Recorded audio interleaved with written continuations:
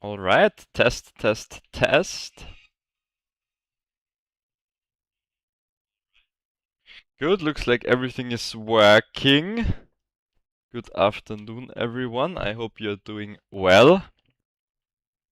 And yeah, I am finally back from my holiday. I had a great rest. We had a very nice summer in a lot of different countries, which was awesome. And yeah, now we're back. So I already sent out the community post yesterday. We will resume with the regular streams. And yeah, I think I'm just gonna start with Wake to War before we head into Summoner's War. Because a lot of stuff has happened here. So if we take a look at the at the setup here, right? You have the chat that you can suddenly see here, right? If you click on it, it opens like this. You have a new view. I think this view is a little bit better than what they had before. Yeah, you can still, of course, move it around like this, right? I like to be a little bit more on top like this, so I think this is nice. And yeah, they made a lot of updates, improvements, upgrades, right? We have very nice buttons here now, chest methoms, um, commanders, all of that good stuff, right? So it looks a lot looks a lot cleaner, it looks a lot better. They still have to fix the graphics a little bit here, like this looks a little bit stretched, right? But yeah, I mean, they've been working on these things a lot over the last few weeks, and I don't even know like all of the new features. I think this button might be new here, but these three buttons actually, I think they were not there before. You have stats and skills now here, right? They changed the skills as well.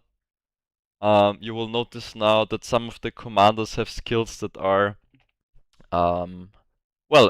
more suited to their character, right? So now we have Kirun, for example, the R5, Allied Man of the East plus 25% damage dealt permanent at max level Allied melee troops plus 5% damage taken reduction permanent, right? Before he had like some useless R5 skill here, I believe. And yeah, I think that's cool. You know, they're slowly getting into the a little bit more serious stuff where you have to adjust certain commanders, right? And yeah, balance some things out and stuff like that, right? I mean, Khaldun is doing some basic attack damage now, right? We all remember that from 1.0, the Khaldun with Frenzy was very good. And yeah, I mean, it looks very clean to me. It looks very good. I haven't read all of the updated skills yet. I think they are pretty similar to 1.0 in most cases. I think this is actually yeah, the Marshal of the East mark, right? That's exactly the name of the skill from 1.0. And they, they swapped like a couple of skills here and there that were not really good in 1.0, which I also think is very, very good. So yeah, a lot of stuff has happened here, right? I'm currently just so when I was on vacation, I obviously didn't play. I'm currently just building the last few buildings that I need to maximize. It takes quite a while. For example, if I upgrade this, right, it takes oh, this is actually shorter than the previous upgrade, I believe. Yeah, the previous upgrade, I think it was 2 or 3 days to get this unlocked, and now it's just 10 hours, so that's not too bad. But yeah, I've just been upgrading these buildings, and we have a couple of methods to open, like I said, so let's do that. I think this button doesn't work yet, no, so the exchange button is not in effect yet. We have 750 methods, and obviously I'm gonna open um, the evil chest stuff.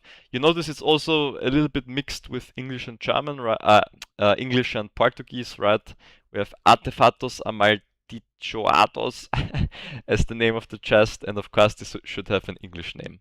But the rest here is English, so translations are also slowly but surely getting better, I believe. Now, before we do that, I do have to check if I have to, I will sell all of my blue gear. This is also very different than what it was before, right? The equipment sections. So let me just quickly use up all of that stuff. Right, this is how it works now. Okay, this is me using this interface for the first time. And I'm just gonna sell all of the purple. This one I will keep, yep. And this one I will also, actually I will max my Khaldun first, obviously. This one we will keep, and this one goes into bulk. So this is a lot faster now as well. I don't know if you noticed that from the previous stream, but this is a lot more fluent, I guess you could say. And yeah, so that's nice.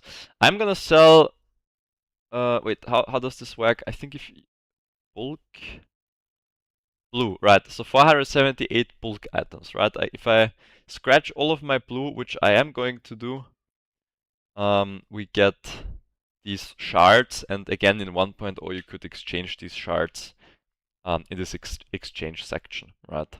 Which is not in effect yet here. But now we have some space, and hopefully we won't be interrupted too quickly, and we can start with our opening.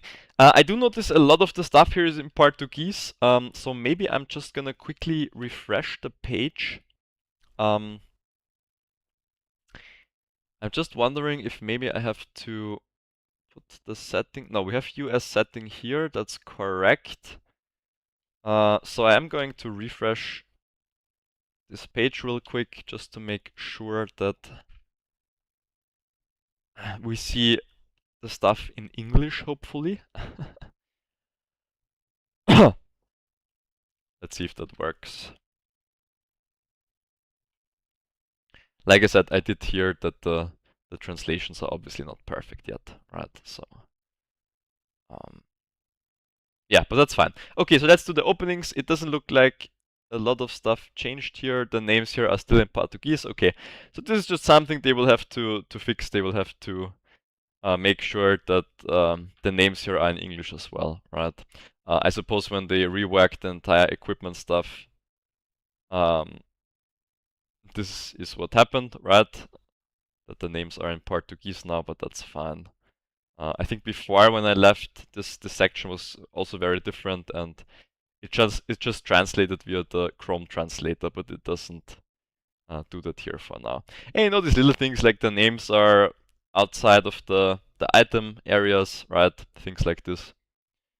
But yeah, the opening looks very good. We got a gold chest, very nice. Unfortunately, there's no gold Evilman gear yet, right? So we only have blue and purple Evilman gear, which is why I am going to make one of these gold sets complete, which are the undead, right?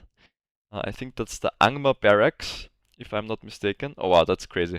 If you pull this like as a free-to-play in the first season, that's a crazy pull, right? 3 gold items immediately. That is pretty amazing. Okay. Yeah, so I'm gonna make this Angmar Barracks next after I finished my base buildings here. We got some respect, nice. Some more equipment, beautiful. Yep. Lots of equipment. I mean, these drop rates seem pretty good to me. Pretty good drop rates. And I like that now when you pull gold gear, it stands out, right? It tells you, like this, right? It tells you which gold gear you pulled. I think this was not... Ah, nice. I think I was still missing this weapon. This is not how it was before, right? So now they made it a little bit better in terms of immediately recognizing the value, right? Which is pretty cool. So, yeah. Very nice. Yeah, I mean that's a lot of gold stuff already. I would say nice. This is the helmet of the set that I was talking about, right? We got an accessory. So what am I? Let's check. After we pull the next gold stuff, I'm just gonna check quickly what I'm still missing from that gear set. Maybe the accessory. To 2 gold items again, very nice. Let's check quickly. So I have the boots, the helm, the armor, the weapon. Yep. Yep. Yep. Yep. I'm missing the gloves. Okay. So the gloves of this set I'm still missing. The accessory, I have it. Okay, I see. And if we don't get this, army attack plus 3, army... Okay, so we would have army defense plus 3, army damage plus 5. I mean, that's still very good. If you get like 4 of these, it still seems like a very good set, right? So, okay, so we need the gloves. We need the gloves. I'm not sure if they are in the game yet. Of course, there are some items that are still missing, right? Like I said, for example, there is no gold Evil Man gear. But yeah, if they are in the game, hopefully we can pull it. And if not, then that's also fine. We will make the 4-piece set bonus. And we will most likely put this on our Undying or on our Sauron.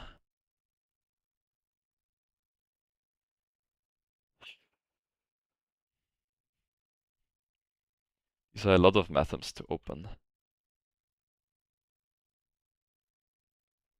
Beautiful.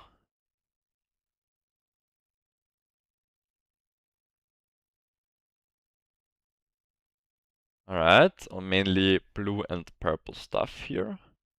I think the rates are a little bit more realistic now, because I remember the previous opening you had like R8 commanders after 200 methods or something, right? Which is, I mean, that's a lot, right? That's a little bit too much, I think. But yeah, this is running very smoothly. That's very nice, yeah. And if you click here, you can see what the stuff does. This is all working good. We got these boots, okay. Maybe I will also just make an Orc or an Uruk-hai set if I have everything like from one gold family, then I'm just gonna make that, right? Why not? We can also test some Orc and Uruk-hai commandos. No biggie. Could also be that one item is missing from every family, right? I'm not sure about that. But I also wondered, you can't see what is inside these chests yet. No, you can't. Okay. And at the start, if you click on +5, it only opens 3. But I think this was already reported, and this was already the case before they made all these updates. Yeah, so it tells us now that our bag is full, right? So let's get rid of the blue stuff again. Bulk blue 681 items, yes. Let's get rid of those. And let us continue. The Orc stuff is looking very good. It looks like I will have a lot of Orc things to choose from.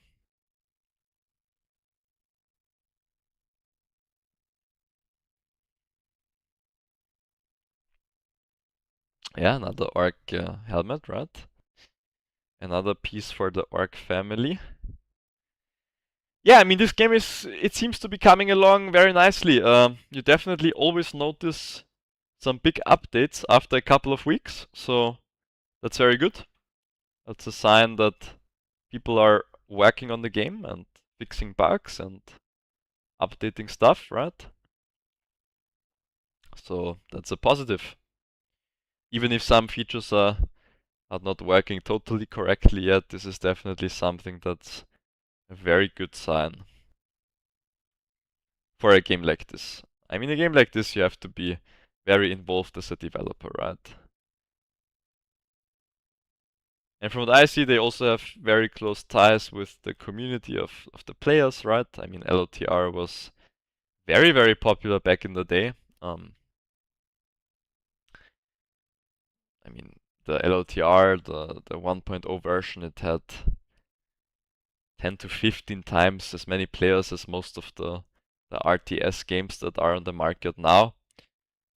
Now, in terms of Summoners War player numbers, this is still nothing, right? But I mean, you will definitely have a couple of 100,000 players playing this game very intensely if it is done correctly and if the progress like this continues, right? So, yeah. Let's just open until we get the warning again that the bag is full. Did they change anything about the blue equipment? I guess not. Okay. I think the blue equipment is pretty fine as it is.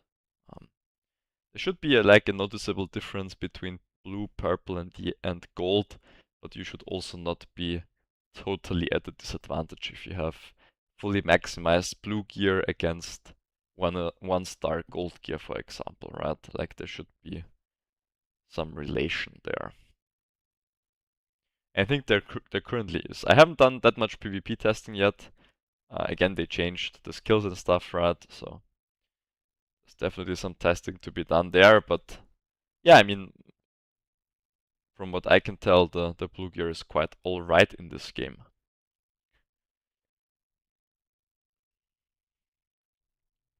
And of course, this is just the alpha, so you're probably not gonna get 800 Mathams in the official version of the game, right? That would be a little bit ridiculous. But yeah, I mean, in the alpha is there for testing. We got the gloves, awesome! Yeah, so this was the piece we were missing. So it is in the game. That's good. Okay, so I can make the full undead or the full Angmar set now, I suppose, which is definitely what we are going to do down the road. And another glove, nice, awesome. Okay, so yeah, I mean it does take like 1,200 Mathams roughly to complete a full gold set, right? That seems alright to me. Let's dismantle all of the blue stuff again. We don't need the blue stuff. Let's open the last 161 Mathams. But yeah, the rates seem pretty good. I mean, if you open like 50 Mathams, you will always, it seems you will always have some gold gear there, right? And now we're getting a lot of the gloves, so that's good. That was the only piece I was missing, I believe, of the Angmar set, so that's awesome. We can make one commander wear that now. I also haven't checked if there's like an undead commander. I think the Undying in the previous kill set did make use of the Angmar barracks, but I will have to double check that. I'm not totally sure.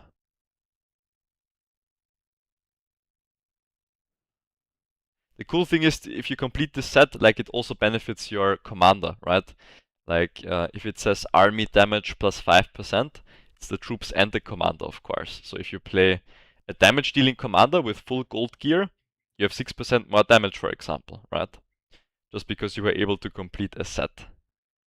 I think that's cool. That's something that in 1.0 it was not done that well, in my opinion.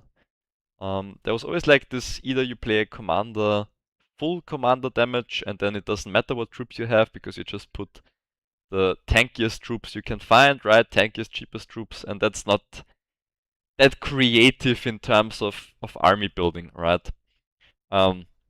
So I think that's cool. And the army-based, the troop-based commanders in 1.0, they were obviously fine because you had to build around these certain troops and equipment. So yeah. Okay, nice. We got the breastplate here. I think this is, what is this? Trolls, right? Trolls. Okay. This is a gold respect voucher. Very nice, we're almost through.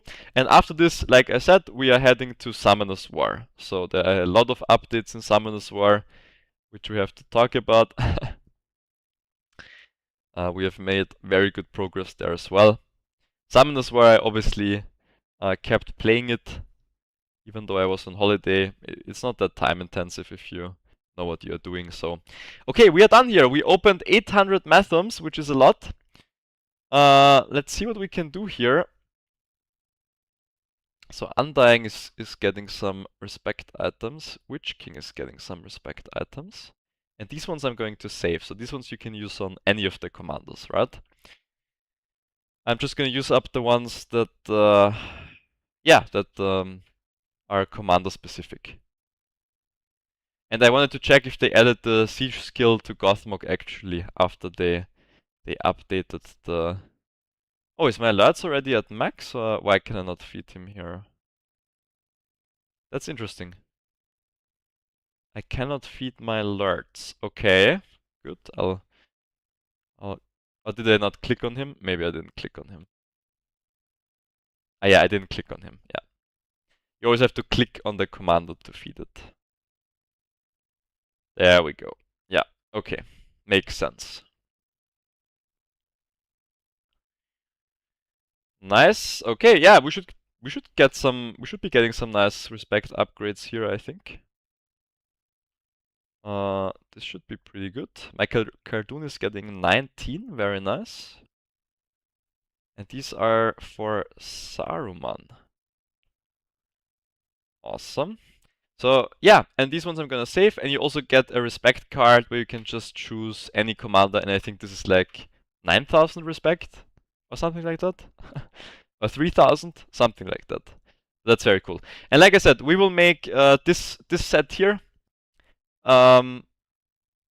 with the, yeah, they call them Fantasmas in Portuguese. I think it's the Angmar barracks, if I am not mistaken. It should be the Angmar barracks, but yeah, I'm not 100% sure. I'm not 100% sure. And this sentence here, this is like also a passive. This also changes depending on... You can see you have the same weapon here, but they have different passive effects, right? I think that's cool, but yeah, I have to look into this a little bit more. I'm not entirely sure how that works exactly, right? So we have the weapon, we have the crown here, we have the armor, we have the boots, we have the gloves, and we have the accessory now. So this is the first full gold set that I will try to make. And in terms of the respect, let's take a look here. We have 0 additional skill points on Sauron, 0 on Undying, 0 on Kiron, 1 on Mouth of Sauron. I will read the skills later. I'm not going to do this now, so we can just distribute that randomly for now.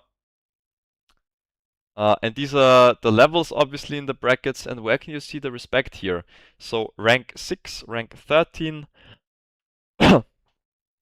rank 6, rank 11, rank 8, rank 12, rank 7,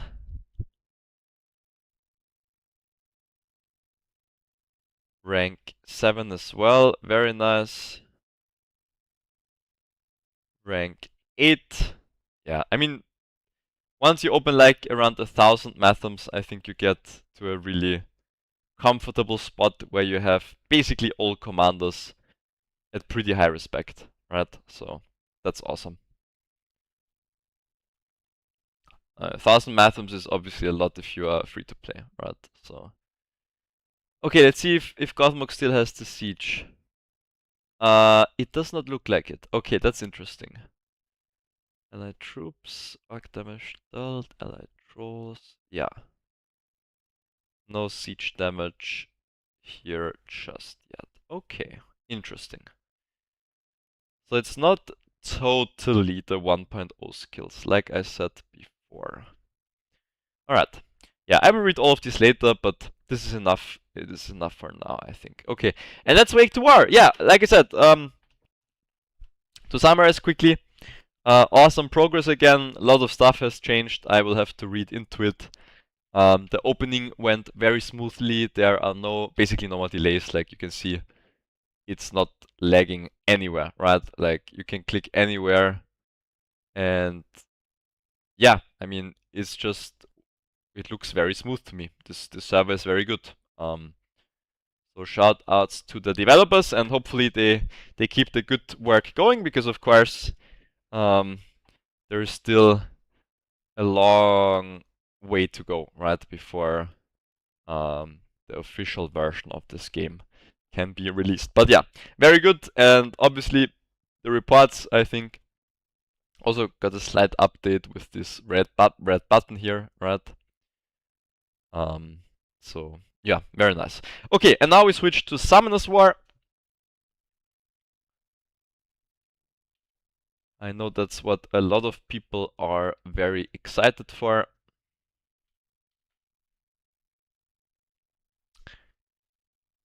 I will just quickly post the link.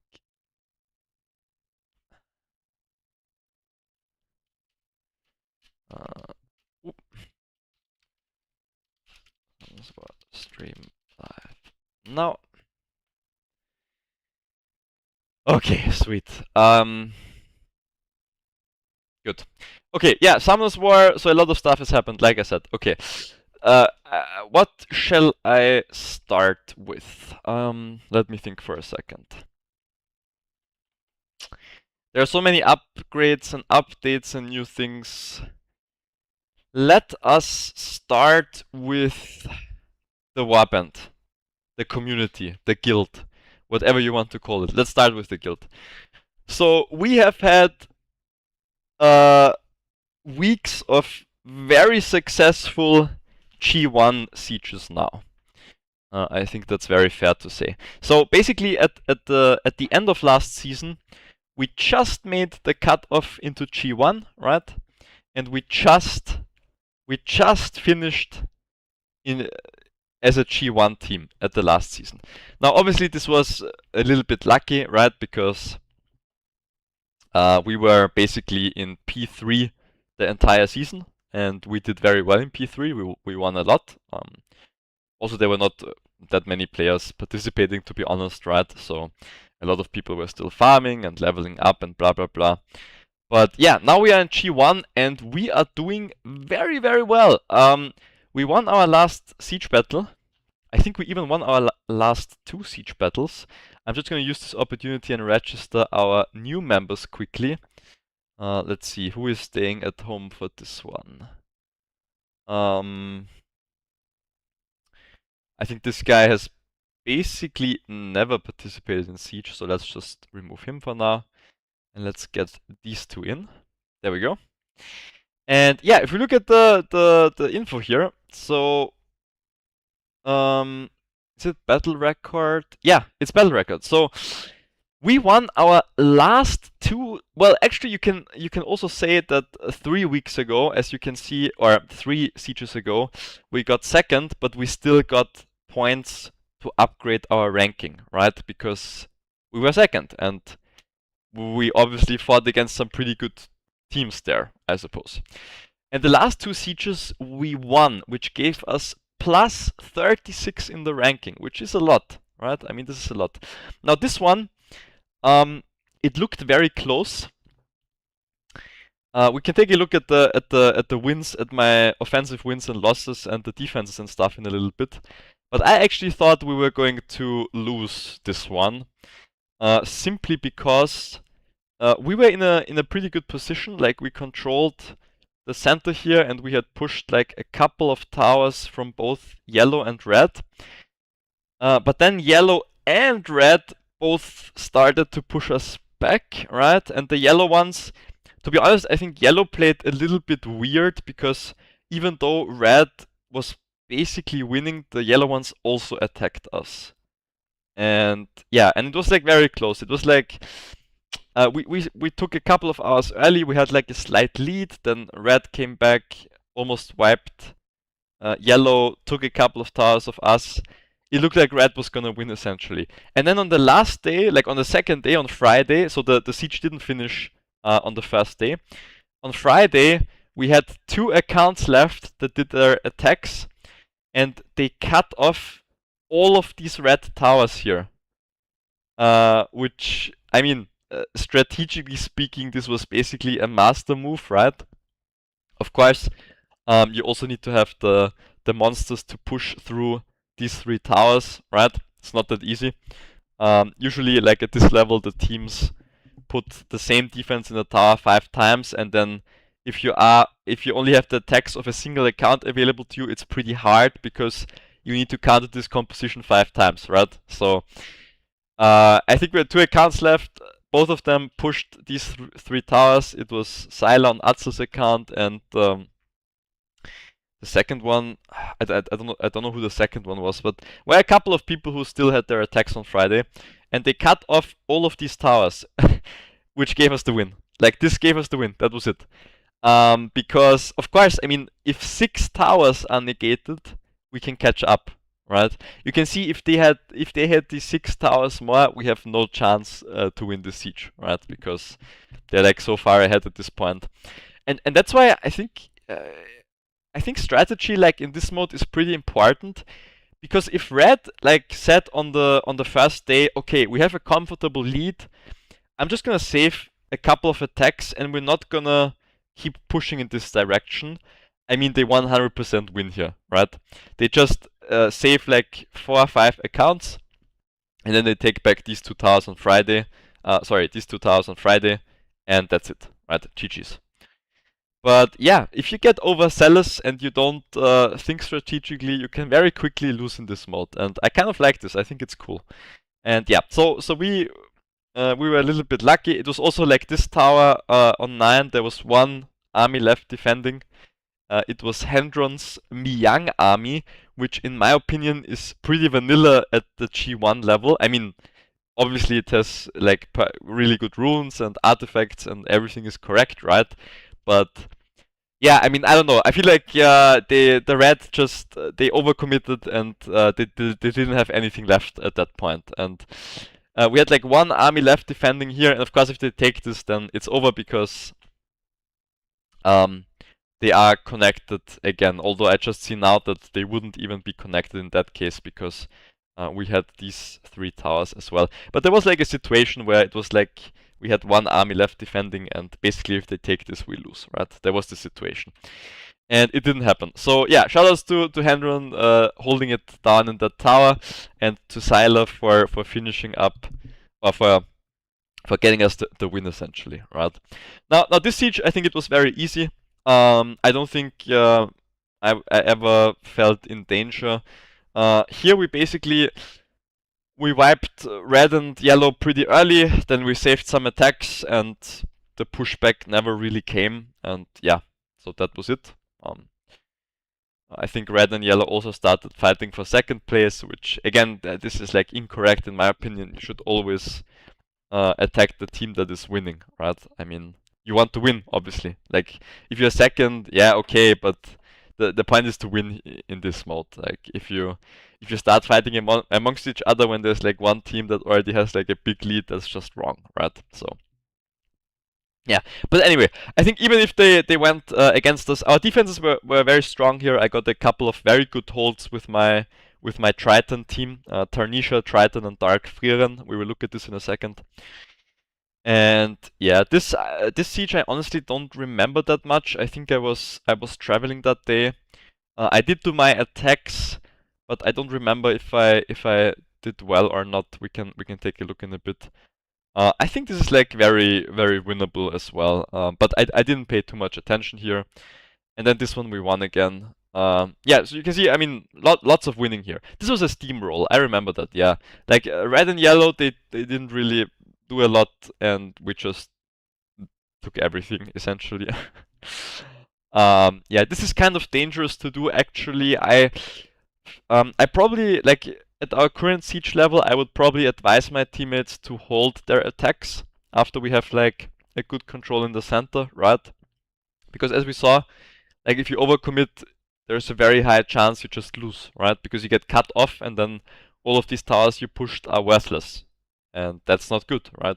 That means you lose. So yeah, but yeah, it has been very fun, very interesting, very fun. Let's take a look at. Is there a way to see? I think here we can see it, right? Battle info. Yeah.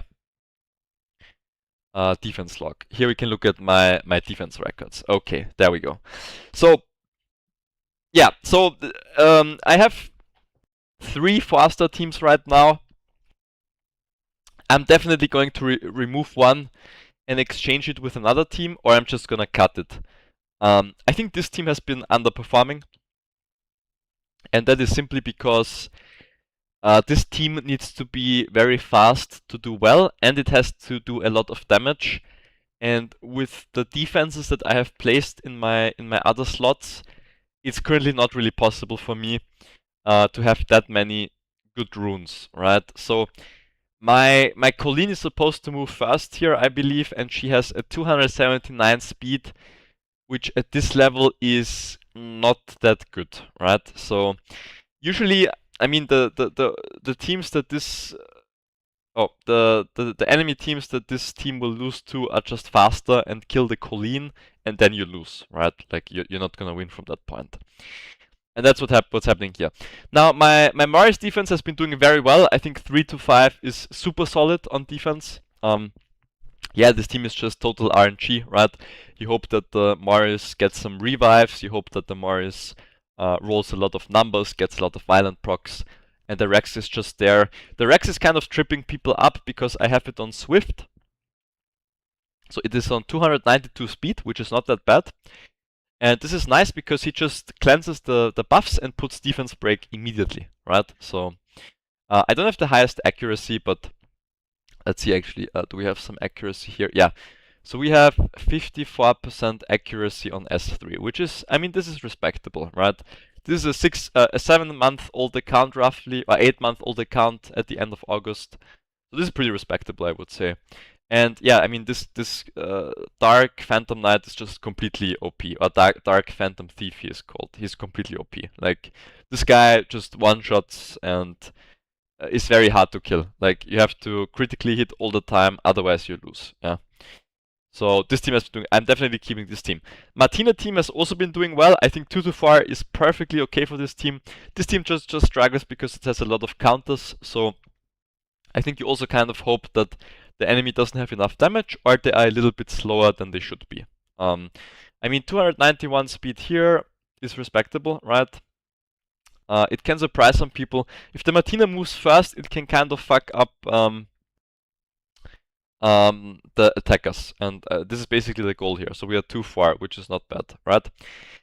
Now we come to the 5-star defenses, and there are some I absolutely love here. So the Tarnisha, Darkfear, and Triton, I think it has been doing very well.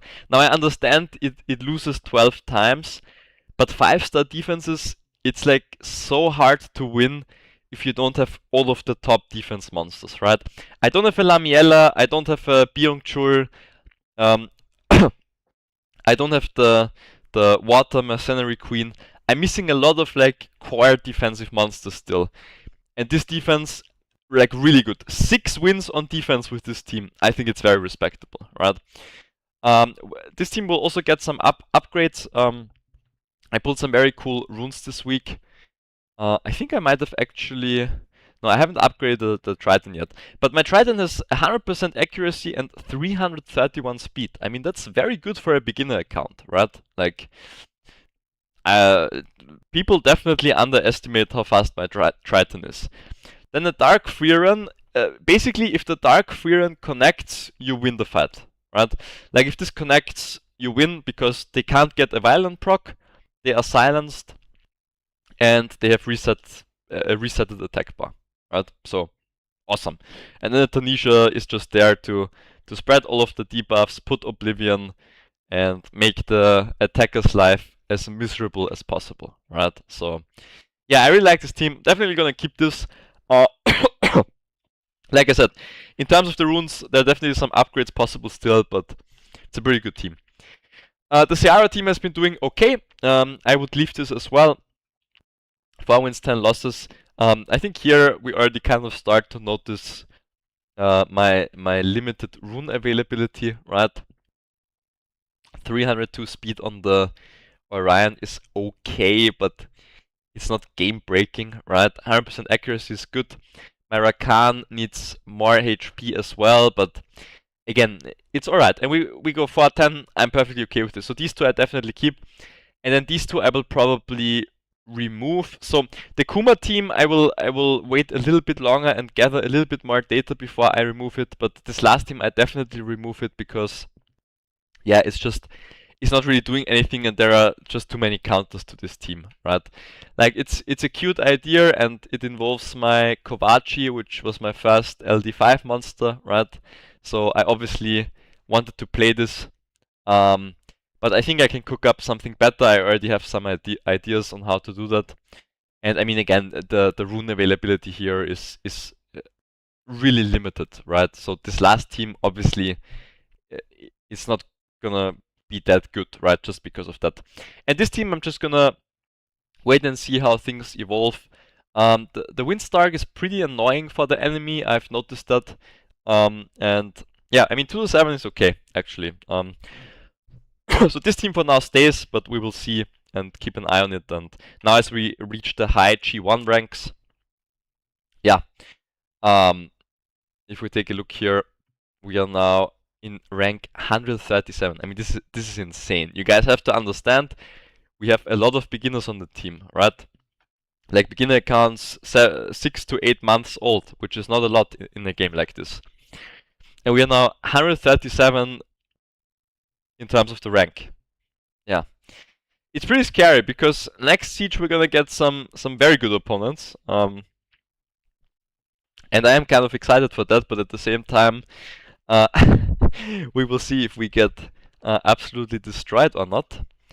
And I'm pretty sure if we win the next siege, the G2 is looking pretty likely. And that means we would be in the top 5%, right? So, yeah.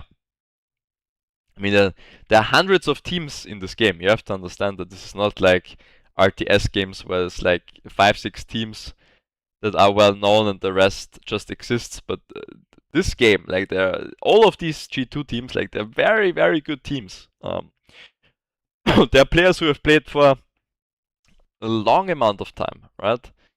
There are pro players in here, right? The Summoners War has the World Championship going on right now. So, I mean, G3 is...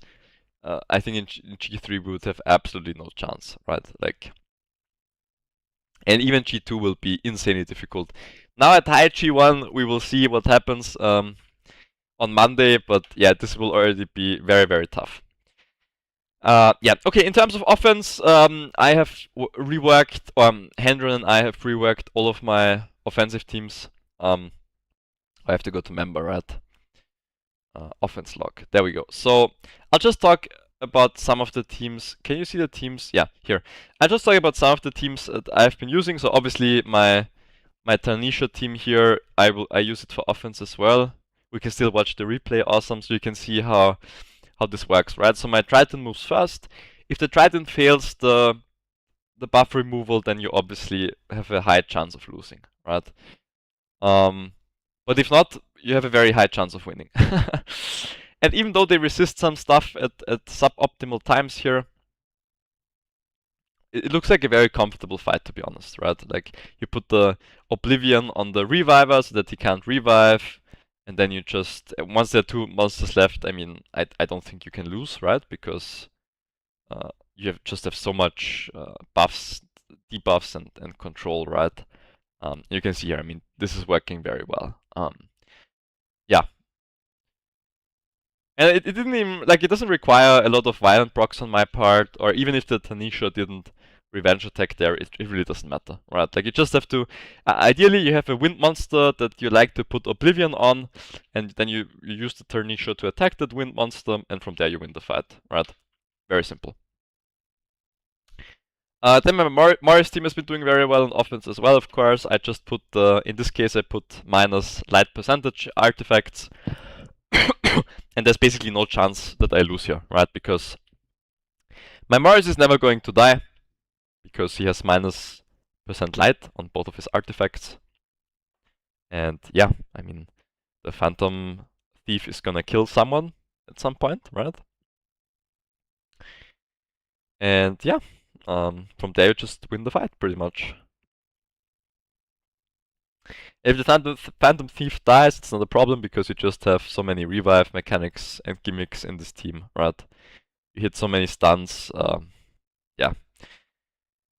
The Mars, like, my point is the Mars will never die here, right? Like, he always heals, he has such high percentage minus light damage on the artifacts. So that's really like, yeah, like you don't lose here. And yeah, the Kinky kills my Phantom Thief here, which is not a problem. He will get revived by the Rex, obviously. Next turn or in a couple of turns. And the Kinky moved twice there, I believe, but yeah, it really doesn't matter. Like, this is just a grind game at this point, and you always win that with Mars. So yeah, that was my other attack. Obviously, maybe I should use my Mars on a like more dangerous team. I think something like this, you can take it out quite easily because you only have an accuracy lead on a 4-star tower, right? But yeah, I played it safe in this situation, and yeah, I mean, that's what I did here. Okay, and then I have this team is a team that I absolutely love now, the Hyannis, Verad, Dark Homunculus. Yeah, I mean, here to lose with this team, it takes a special kind of RNG, I will say, because you use this team against a team that doesn't have a speed lead, and you just crowd control the shit out of them, right? That's it. And of course, this Theomas is also not gonna revive because the Dark Homunculus puts the stuff on cooldown, right? So there you go. We don't have to watch it until the end. You get the gist. You just crowd control and then you kill, right? Super easy. This is my Cleave team. My Cleave team is still missing some OP runes, but it works for what I need it to work, right? I got the triple death break here, which was a little bit lucky. Didn't get the cooldown on the Theomars though. At least for the one skill, and you just clean it up, right? I mean, I don't think this is risky. It's only risky if the Galleon doesn't hit the defense break on like 2 targets. Then it's bad, right? As long as it hits it on 2, I think it looks very good, right? Okay, and then my other Cleave team that I've used. Wait, let me just find it here. This one on the 4-star towers. Amazing Cleave team that I was finally able to make with the Mirinai, right?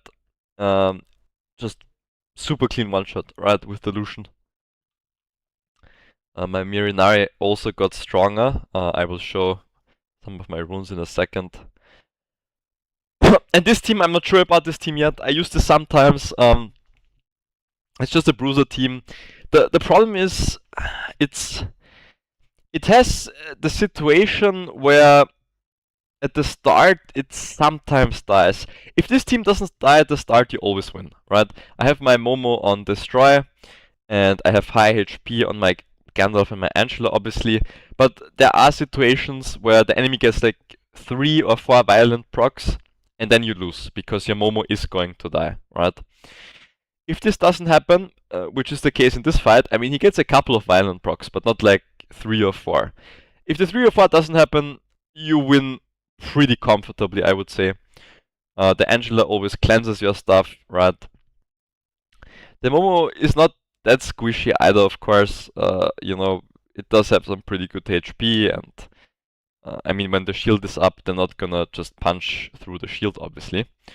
And yeah, I mean, at this point, right, you're looking good. But it's just this initial stuff at the start that's sometimes scary. So taking this into a Lamiella, I've had very like different levels of success. I still think this is like a pretty good Lamiella counter because you have the Momo, right, and the Angela, which are 2 wind monsters.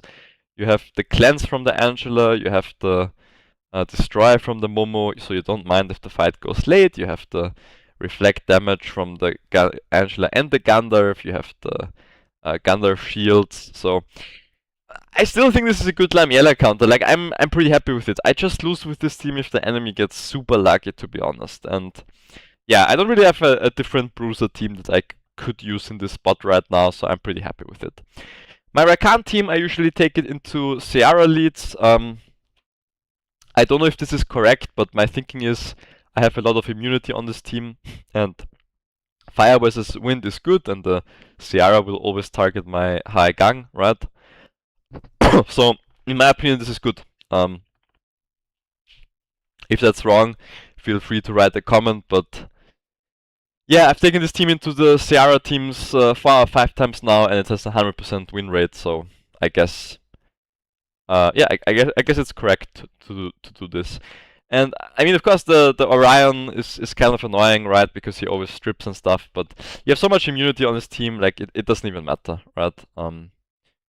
It doesn't even really matter if that happens. And as you can see here, like Death Break, and then it's a one-shot revenge attack or counter attack from the Rakan. Yeah. And this was also just a one-shot, so yeah. I mean, I think this team is very good into this Ciara team. So that's what I do. Okay, and then what do we have here? The cleave that I already showed. Yeah, this is they had a lot of Martinas on defense this time. Not sure why. So I used my anti Martina team. Obviously, this team should win here, right? And it did. So for offense, this team, I like it a lot. And yeah, I mean, that's how it works. Yeah, you have these many attacks, right, which bypass the Harp Magician's passive. And yeah, you're faster. So this team, like, you only lose if their Martina is faster than your Colleen with the speed lead. And I mean, for that to happen, yeah, they just have to outrun you by a crazy amount. Okay, here I took my Martina team because my thinking was, yeah, I have the revive from the Harp Magician and they don't have that many multi-attacks, right? I'm also not that slow, like Martina is decently fast. My Harp Magician is decently fast. Like, I feel like he's not gonna insta-kill me here, right? That was my thinking behind using this team here. And yeah, I mean, that's exactly what happened, right? Like, he went fast, he did his stuff, but it didn't even trigger the revive of the Harp Magician, right? So yeah, very clean. I think this is alright to use here. If it's not, let me know. But this worked out pretty well, yeah. So this was okay, and then yeah, I think the first attack was my loss actually. Okay, so I will say I think I did a slight mistake here. It's not really a mistake, it's just something to avoid. Like, the Water Dog has 115 speed, right? He has 28% speed lead, yes. My Ashir is very, very fast, in my opinion. I've made him faster since then because I got some better runes, but even without those better runes, I kind of expected my Ashir to go fast here. But to be fair, like, I should have not done this fight simply because I have like a little bit of a beginner account and they are obviously like a seasoned player, right? Like, most of these people have multiple years in this game. So it's very likely that if we have the same speed lead and I'm challenging him on speed, that his Water Dog is faster, right? And this is exactly what happened here. Now the Water Dog, now here's the key moment of the matchup. Actually, the Water Dog didn't choose my Dark Robo as an attack target, right? He chose the Paul, which I'm perfectly fine with, right? The Paul Phoenix, he doesn't die, right? Like, this is a-okay. And then my Ashir moves, which is good, but here is the problem. My Robo doesn't strip the turn bar. And that is, it's so annoying. Because I do have like decent accuracy on the Robo, right? Like, it's not that bad. And I have crit, and I have everything. It just didn't work out. Like, you can see here, resistance, and then they move and you kind of lose, right? Because at this point, the only attack I have left is the nuke from the Water Robo, right? It's not gonna be enough. My Paul also got stunned by a counter attack or something. You know, it's those little things. I still think I could have won this fight, even with his Water Dog going first. But the Iris in this situation, as you saw, she counter attacked and she stunned my Paul Phoenix. And from there on, you know, it is what it is. This Revenge Despair is... I hate this mechanic the most, honestly, because it's like insanely inconsistent, but it happens so often to me that the monster just counter attacks and stuns like the monster that I don't need it to stun. If she stunned the Eshi here, it would have been perfectly fine, right? Like, who gives a shit? But she stunned the Paul Phoenix, and the Paul Phoenix didn't get the Via proc, and therefore the Paul Phoenix didn't do anything up to this point in the fight, right? It is what it is. Yeah. I use my Robo. Now notice. Dark into light, and I get 1 dot effect on the Iris. If I get 2 here, or 3, and I get a Via proc here, as you can see, she's dead. And I've pretty much won the fight, I think. Or she's very close to being dead. I would probably... I don't know if I would target the dog in that case. I think in this fight I targeted the dog, yeah.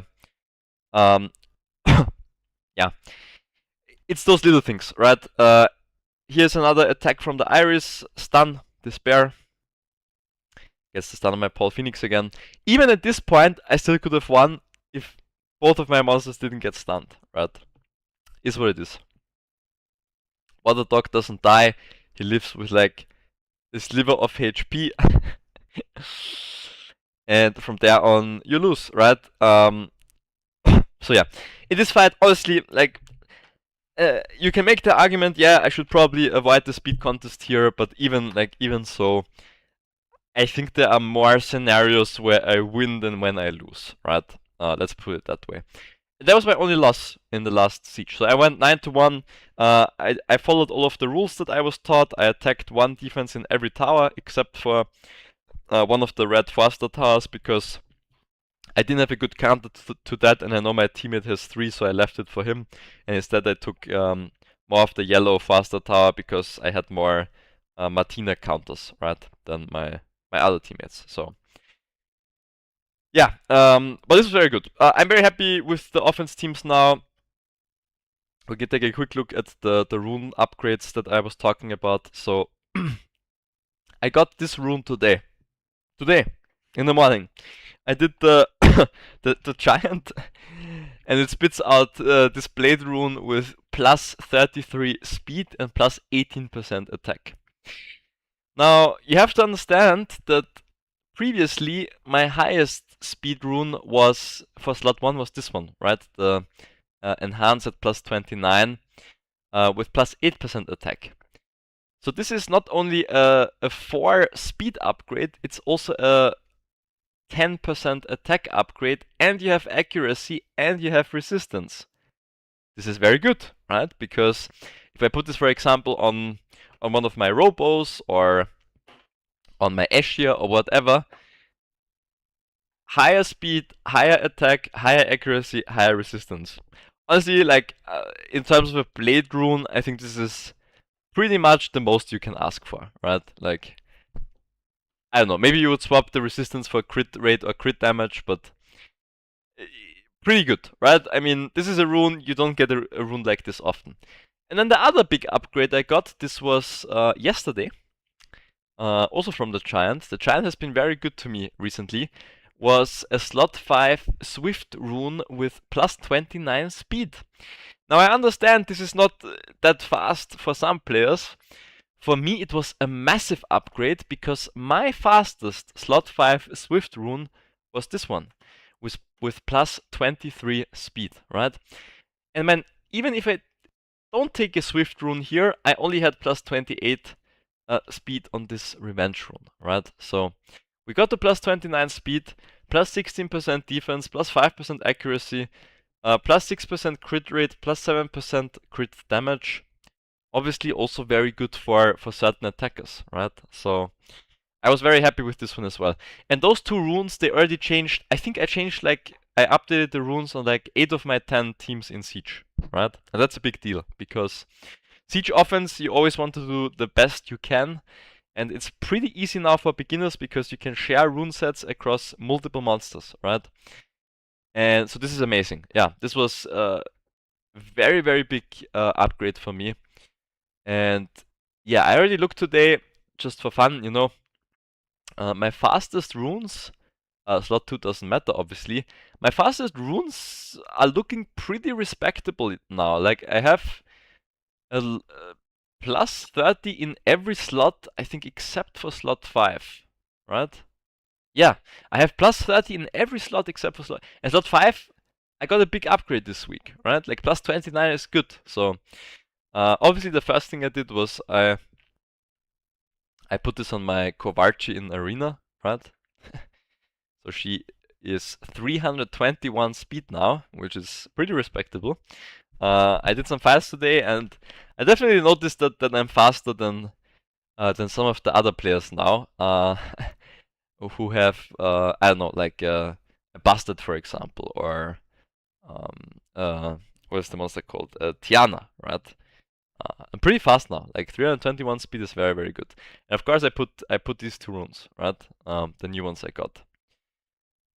So yeah, the very, very nice. Another big upgrade I just remember is the attack relic. I finally got a plus 14% attack relic, which is also a big deal, right?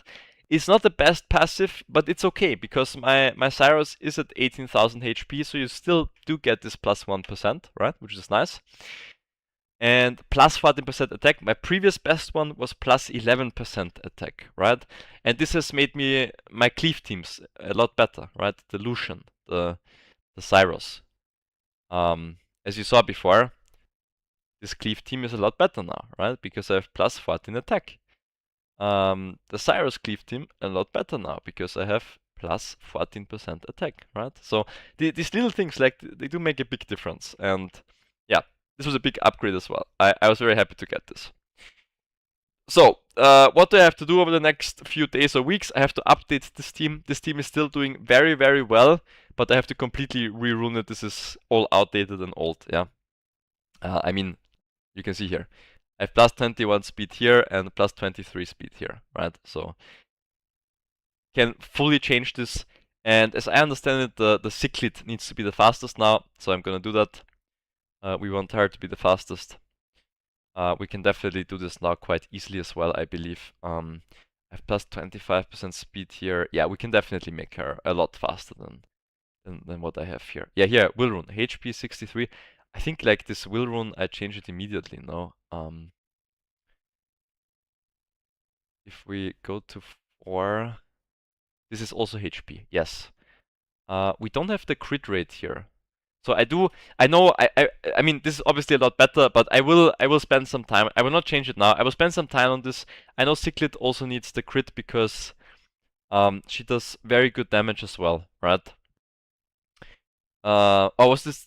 Yeah, the crit rate of these monsters needs to be a little bit higher. So I'm pretty sure I can do something that's a lot better. And for the Shuma as well, obviously, right? This is definitely outdated. I have a much better Violent rune for this slot, and we will put the Will rune on one of the other slots. So this is what I will do. I will change this team, and then it's good. This team is, I use it sometimes, not that often anymore, if there's like a 24% speed lead. This is very safe. I did upgrade the Robo rune here, right, as I was talking about already, and the Swift rune, so my Wind Robo is pretty fast now. So yeah, I use this when there's a team that this is good against. It's not that many teams, but there are some, so yeah. And then this is my Anti-Martina team. I already explained that. This is when they have a Bruiser team because my Valeria heals a lot and my Fi can ignore defense, and the Mimir just has a 100% crit rate and does a lot of damage, right? Very simple. This is the team I use when the enemy doesn't have multi-attacks and a high speed lead. This is Paul Phoenix. This is my fast team. I use this against anything. If they have a 28% speed lead, I hope to win the speed contest. My Ashe is a lot faster now, like I said. And 324 speed, that's pretty good, yeah. And again, it's because I added these 2 runes here, right? I actually have to look for slot 6. I'm on 20. I think I can make this faster as well. I just have to be careful that this is, I think you want the HP percent rune here, right? So we do have to put the HP. Yeah, see? Like, this is on Paul Phoenix, which is fine. We have a resistant violent rune, which HP plus 26. This is obviously already better, right? So I would definitely use this one instead. But yeah, I mean, my Ashe is pretty fast. He already got some upgrades. It's looking pretty good. My Cleave team, like I said, got some upgrades as well, but my Mirinai is now 326. That's actually insane. She is 324. She's faster than my Ashia. Interesting. Yeah, I mean that's very good, right? So this team is very fast now, and I use this team against teams that I know that I can cleave, right? So I don't use this when I know they have a wind -% artifact on. That would be stupid, but against anything else, yeah. Same for this team. This team I'm very happy with. I didn't even use this team last siege, by the way. I just realized. I'm like a big Feng Yan supporter. I think this is one of the like safest siege teams ever. I use this against +33 if they have a Rahul, right? +33% speed leads. This team is very good. Or against Beast Rider, which relies on speed for damage. Very, very safe team. I use this every siege, I think. The last siege was the first one I didn't use it because I cleared a couple of more 4-star spots. The Rakan we already saw, the Mo we already saw. This team is nice. Lots of flexibility. I just have to upgrade these two, which will require me to fuse a lot, right? The skills, I mean. But I use this against some Byung-Chul Wind Druid team, super safe. This team I have to gather a bit more data. I think I didn't use this last siege, but this should be doing pretty well too. This team I have to use Devilmons. Haven't used it last siege. Basically, you use this if the enemy doesn't have a speed lead, and it should do okay against the bruisers, but it's very dependent on this boy, right? The Frantic Chaos. This team I haven't used yet. I need to upgrade the Bolvex skills. He's just too weak right now and doesn't one-shot. And the the runes here are wrong. You only get to 4 stacks at the start. I think Henron messed it up. He did a lot of these teams, so he was tired, but I will fix this, yeah. You need basically what I have here with my Chammire team, this team. Here it works because here you have the 5 buffs, right? In this team you don't. Hyannis, Verad, and Dark Homunculus, right? Already explained this. This is my anti-Odin counter. Didn't have a chance to use this last siege, but works very, very well. I finished upgrading my Eladriel too, so lots of revives. This is some Dark Cook team. Yeah, good bruiser team. You have to be careful with certain matchups, but it works pretty well. This team I still use it sometimes. My Legolas I like Legolas a lot. I think it's very, very good. This team has a very high % win rate as well for me. I use this when they have like annoying wind monsters I want to kill, or when I want to win in the speed contest, right? Because my Legolas is pretty fast, and he can reduce the turn bar, and then my Chandra gives my team the turn bar, and then you win from there, right? This is a very good team, but I'm using the Vera differently now, and I don't have a dupe Feng Yan, so not an option. This team I don't use it anymore. This team I don't use it anymore. This team I don't use it anymore, and this team I also don't use it anymore for offense actually. But yeah, I have some options here. Then here is my Morris team, right? My Carcano team. I will add one faster team. Actually, I'm gonna do that now before I forget. And this will be the Carcano, the Chilling, and what was the last monster here? Yeah, the Colleen. The Colleen is the last monster here. I saw this team did insanely well in basically all of the replays I watched, and on defense as well. So I will definitely take a look at this team. I can make a dupe Colleen or a dupe Saren, a dupe Saren quite easily.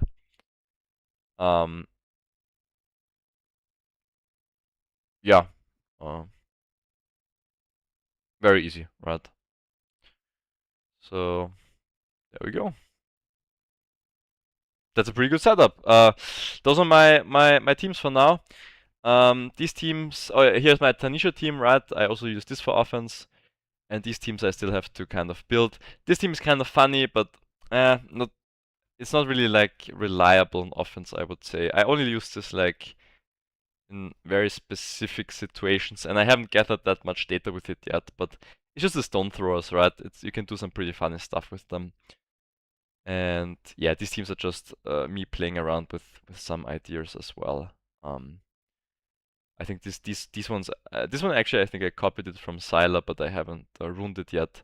And this one is like a test because the water dog is very fast, right? So also quite interesting. Okay, yeah, I mean that's pretty much it. Like you saw, lots of progress, right? We can collect our gift here. Nice. Lots of good progress here. And I have a bunch of scrolls as well. We could do an opening now if you guys want. This I will do later.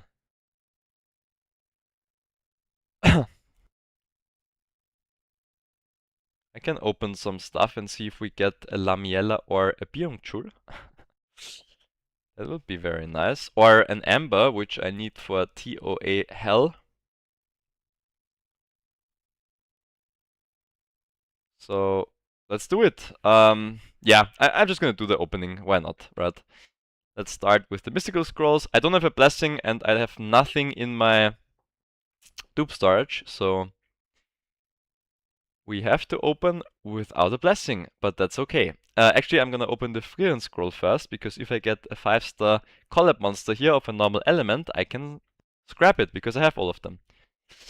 This is a 4-star Uber though. Okay, not the best.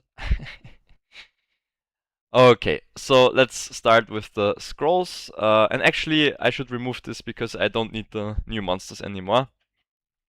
I have all of them. So let me just do that. There we go. So let's see if we can pull anything today. Okay, nothing special here. A vampire, sure. That's good for some fusion, I suppose. Shasha. Come on, give me a sexy 5-star monster. No purple lightning just yet. Another vampire, okay. There we go, come on. Give me something I need. Give me something I need, baby. Okay, a Fire Polar Queen, which I did not have yet. I don't see this one quite so often, I believe. Let's see. What does this one do? So if we awaken her, she increases her attack speed by 15, which is good. So she will be at 110. Okay, pretty fast. Okay, this we probably do not need. Attacks the enemy with an attack where the inflicted damage is increased by 40% for each harmful effect or beneficial effect of the enemy. Okay. Puts the enemy to sleep for 2 turns after the attack. Targets that have immunity against sleep will be inflicted with 50% more damage. Interesting. Attacks all enemies to decrease their attack power and increases the enemy's chance to land a glancing hit for 2 turns with an 80% chance each. In addition, your attack bar increases by 10% per harmful effect granted on the enemy. Okay. Yeah, I mean, nice, no? Decrease attack power and glancing hit. Attacks the enemy to inflict damage and weakens defense for 2 turns with a 50% chance. I mean, this monster looks pretty good to me, no? I'm sure you can use this on some offense setup. Yeah, I mean, I'm definitely gonna lock this one.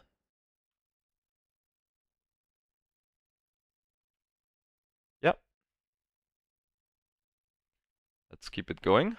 Nice, we got a new monster without a blessing. Hey, that's a big win in my eyes. I am certainly happy about this. Okay, Harp Magicians are very good because I need to build one more and the skill ups are very painful.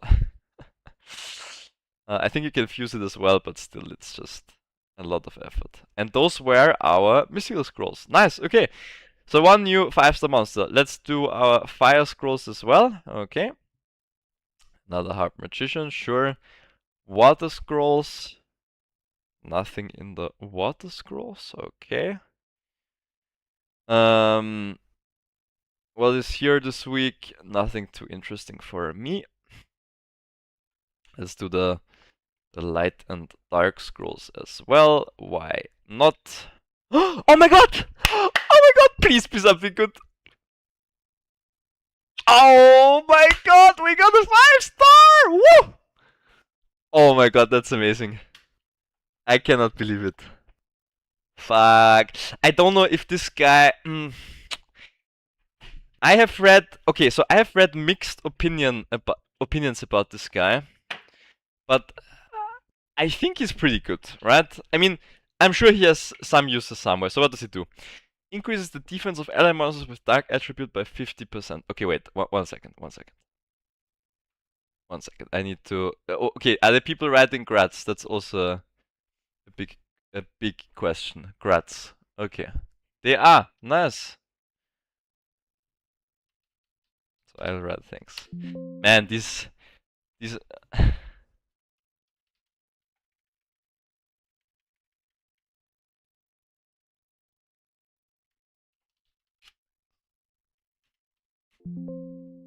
Oh, sorry, I didn't read the chat, guys. When I'm streaming, I never read the chat.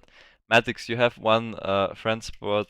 Yes, Jan, I can add you after the stream. I just need to remove someone. Oh my god, we got finally. I said to my friends, I'm due. Thanks for the donation, Isaac. Welcome, by the way. I hope you're doing well, bro. I said to my friends, I'm due an LD Nat 5 from these LD scrolls because I never got one up to now, and I opened a lot of them already. I think around 400 to 500, I would say. Because my Dark Frieren, I got her from the Collab scroll, right? My Kovaci, I got it from the Anniversary scroll, and now I finally got one from these scrolls as well. Thanks, Isaac. Man, you know what? It makes me super happy. I don't know how good this monster is in Siege or anything, but hey, man, it's a fucking LD Nat 5, right? Like, who cares? I'm definitely gonna use this guy at some point. Okay, we have to scroll to the dark monsters here. Oh, he's in the storage. Yeah, right. Oh my god, man, that makes me so happy. I bring the luck. Yes, you do, Isaac. You really do. That's crazy, man. I actually like the Dragon Knight family a lot. I'm a big fan. Okay, where is he? Where are the dark monsters here? Level. Oh, it's here. Here we go. Increases critical rate by 15%. I mean, obviously we are awakening this bad boy. It's OP in RTA. Okay, good. I think I have a lot of OP RTA monsters already, actually. So I might have to start looking into this mode a bit more. But let's see what he can do. Okay, so leadership increases the defense of ally monsters with dark attribute by 50%. Sure. Then we have Tooth for a Tooth. Decreases the damage taken from enemies by 10%. Also increases the attack bar of all allies by 10% if an ally receives a critical hit. Okay, I mean, this sounds pretty good to me, regardless of what mode it is, right? Decrease. So you put this guy in a tanky team, right? What are his stats? 100 speed, 6240 HP. What if I compare this? Is that like a good monster that I can compare this to? This is a support. 5340, 6240. Okay, yeah, I mean, pretty good, right? If you awake this guy, he gets some. Yeah, they get some HP, obviously, but it's like a similar range, I would say. And def 356. Okay. Speed 100, also not too bad. Crit rate without rune, a crit rate of 30%. Yeah, okay. That's because of the 15% from the awakening, right? So that's not bad. I mean, I like this passive. I think it's very good. So I put this guy like in a tanky bruiser team, right? Ragdoll and.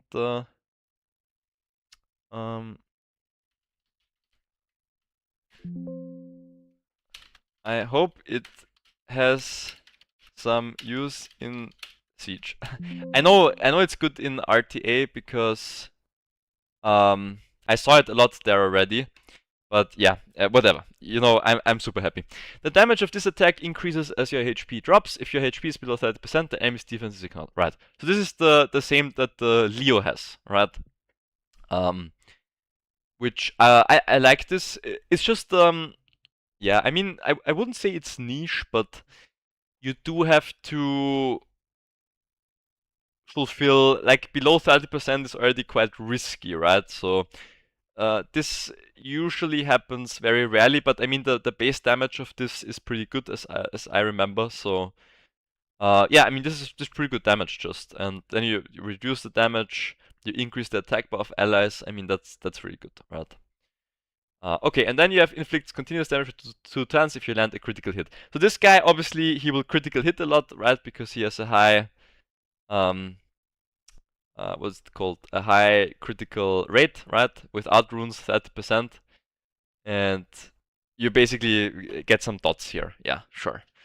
But yeah, I mean, the passive is the interesting thing here, right? I think the passive is the really interesting thing. And I mean, it's awesome. I'm very happy. We will lock him up, obviously. And this is... I will, of course, level this guy immediately. Yeah, let's just finish the Nora. We can finish her. But that's awesome, man. Oh my god, I'm so happy. Okay, and we have 6 scrolls left, so let's keep it going. Nice. I mean, the cool thing is if you see the purple lightning with these scrolls, you're going crazy, right? Which is pretty much what happened to me today. Okay, nice. And then we have 2 more legendary scrolls to open, so let's do that as well. I do need quite a few more 4-star monsters, so it's okay if we get a couple of those. The Desert Warrior, that's very good. Before I forget, I will instantly feed this into my 5-star Desert Warrior, right? We still need a lot of skill points here. Okay, and then we have 2 legendary all attribute scrolls. Nice. So here we can also get light or dark monsters. The rig is good because I can feed it into my 5-star rig. And the last one, let's see what we get here. This is the Aya. Okay, this I will save for when I get my Wind Aya because she's very good. All right. Yeah, I mean awesome. This wasn't that many scrolls, but we got more than people who open like a couple of hundred sometimes. So I'm definitely not complaining about that. So we got a Ragdoll, which I'm very excited to play with. I think this is also like this is a cleave counter, right? Because you fill the attack bar of the allies, so I would imagine he has some use like this, right? And he's a bruiser. I mean, he's a bruiser. I like bruisers. And the other one we got was the fire monster, this fire polar queen, which is called Brandia. Yeah, I think this one is pretty good actually. I did see this one.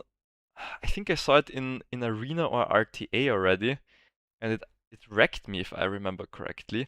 And I also saw this in Siege. The last Siege, one enemy player had this on defense, and it was very annoying, I think.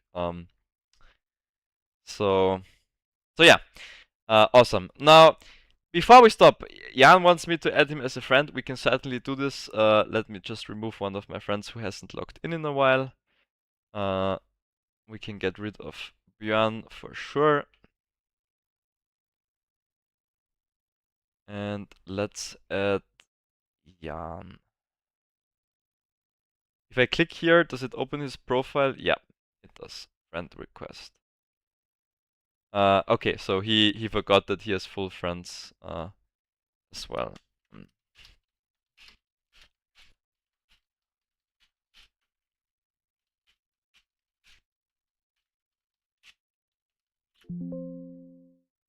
Alright.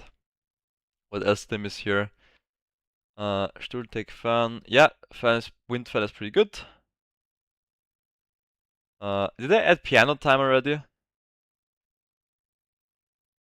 I didn't. Okay, so obviously I will add piano time as well. I have to sort out my friend list a bit, yeah. This guy can obviously go. Oh my god, this guy can go. This guy can go. Alright, sweet. And I'll just add some people from the guild. Asuria is very active. Let's see if they even have spots. They might not have spots available. He does. Nice. Okay, so Asuria is added. Isaac, are we friends? Bro, yes, we are friends, right? I don't know this. I just look at who is in the warband usually. But yeah, okay. Isaac and I are already friends. I think Raven is a good person to add as a friend. I'm not friends with Raven yet. He has maxed out his friends, okay. I'm pretty sure Rune and Sylar, yeah, Rune and Sylar are definitely friends, right? Yes. Good. Twister, yeah. Twister is someone I should add for sure. Hendron, I'm sure I'm friends with. Let's see here. Atzel is a friend. Good. This guy is also very active in Siege. But he has maxed out his friends. Okay, sweet. Okay, let's see. Who else is there? Cavalry. And these guys, I think I have already added them, right? Yes. These guys, I've already added them. Awesome. Okay, and now I just wait a bit until some of these other people remove some friends. But that's amazing, man. Oh my god. A 5-star Dark Monster. Let's fucking go, man. It's crazy. Oh my god. Awesome. Alright, okay. That's it for the stream, guys. Again, we are back now, so I will be streaming every Friday. Unless, you know, there's some personal commitment that prevents me from streaming, but yeah. And we got some nice new players. I haven't talked about this yet. So we are shaking up the warband a little bit further. So there are some people who always play, like Piano Time, Asuria, Isaac, Raven, Scarven. I think Yari was also relatively active.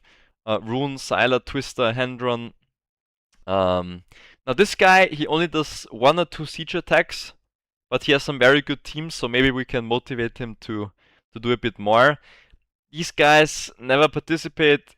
He tries to participate, but you know, it's a bit shaky sometimes. These guys are very active. And then you have some guys who never participate, right? Jan is very active. This guy is starting to get into it as well. Mr. Sibo, these guys probably will have to go. And we are adding some new players that are like high G1 or medium G2. So these 2 guys, like they're G2 players. We can look at their profile quickly. Sylar knows them. I don't know them that well, but I just met them yesterday. So we can see Siege Battle, the highest they reached was 2 red stars, right? Which is pretty impressive, I will say. And the same for Proselite, right? Or Proseite, because he said it's an I, not an L. I think he's also red. Yeah, he's also Siege Battle red 2 stars. I mean, these players are really good. Like, they know what they're doing and they're very active, Sylar said. So I'm very excited to add a couple more people to the team. And yeah, I mean, if this keeps going, again, maybe on Monday we will get the reality check, because high G1 is gonna be pretty tough, right? But I think if we keep playing, like, we can make it pretty far with this team. I feel very good about it. I think, you know, we will improve our runes a bit. We will get our skill ups from the Devilmons. We will, yeah, I mean, we will just improve a lot over time, right? Like I said, a lot of our accounts are like 6 to 8 months old. So after 2 years of playing, it's gonna be amazing, right? Like, we already have so much cool stuff now. It's great. really awesome. Okay, obviously I'm gonna level my ragdoll now. I also have some devil mons. I'm just gonna max this guy. I don't care. I definitely will max this guy. Yes. So let's do that. How many does he need to be maxed? He needs 9 devil mons. I can afford this for a net 5 dark monster for sure. And yeah, the devil mons, I mean, of course they will go to some other monsters. The siege monsters are honestly looking pretty good. I just have to do the fusion stuff, right? That's what's important. And yeah, I will have a chat with Syla about this guy. Maybe Kovaci and this guy, we can cook something up. Who knows? Would be interesting. Yeah. So we will see. Okay, thanks for watching, guys. I appreciate it, and thanks for bringing the good luck, Isaac. That was definitely very important. And it made me very happy today. And I finally got my nat 5 from these light and dark some special summoning scrolls, right? So awesome. Good. I wish you a nice evening, guys, and I will talk to you later. Bye bye.